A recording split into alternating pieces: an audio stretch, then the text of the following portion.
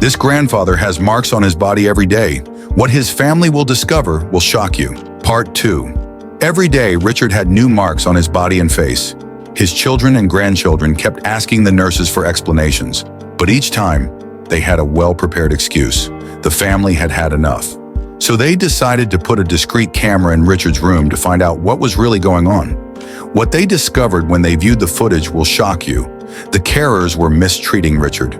The elderly man was too scared to tell his family, but for several days, some of the carers had been slapping him, pushing him, mocking him, and even shouting at him. In the footage, Richard could be seen screaming in pain, but the carers completely ignored him. Richard was exhausted and overwhelmed by the abuse. He just wanted it to stop.